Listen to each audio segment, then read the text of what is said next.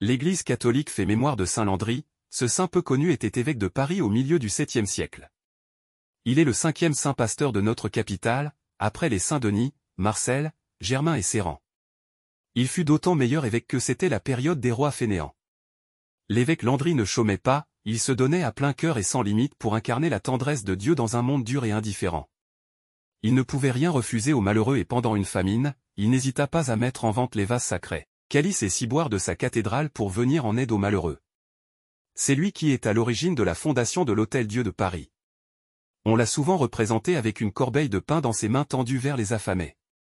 Landry est un nom d'origine germanique qui signifie pays, land, et roi, ric. Du temps nous reste pour compléter nos connaissances des saints patrons des corps de métier et des professions dans la religion populaire autrefois. Cet usage de se placer sous le patronage de saints spécialisés et secourables remonte souvent aux corporations du Moyen-Âge et à leurs chapelles dans les cathédrales gothiques des XIIe et XIIIe siècles. Rappelons-nous par exemple l'un des saints protecteurs des cultivateurs, saint Médard, 8 juin. Le saint protecteur des vignerons est saint Vincent de Valence en Espagne, qui est vénéré en temps de région, de la Touraine à la Provence, 22 janvier. Les artistes sont sous le patronage du peintre Fra Angelico, 18 février. Boulangers et pâtissiers se recommandent de saint Honoré, 16 mai. Les dentistes peuvent se référer à sainte Apolline, 9 février, et les médecins à saint Luc l'Évangéliste, 18 octobre.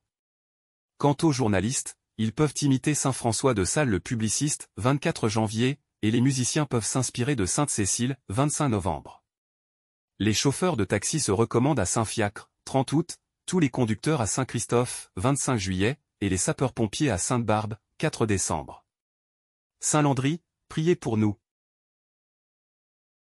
Évangile. Heureux les pauvres de cœur. Alléluia.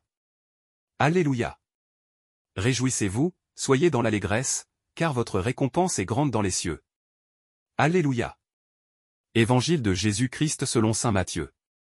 En ce temps-là, voyant les foules, Jésus gravit la montagne. Il s'assit, et ses disciples s'approchèrent de lui. Alors, ouvrant la bouche, il les enseignait. Il disait: Heureux les pauvres de cœur, car le royaume des cieux est à eux. Heureux ceux qui pleurent, car ils seront consolés. Heureux les doux, car ils recevront la terre en héritage. Heureux ceux qui ont faim et soif de la justice, car ils seront rassasiés. Heureux les miséricordieux, car ils obtiendront miséricorde. Heureux les cœurs purs, car ils verront Dieu.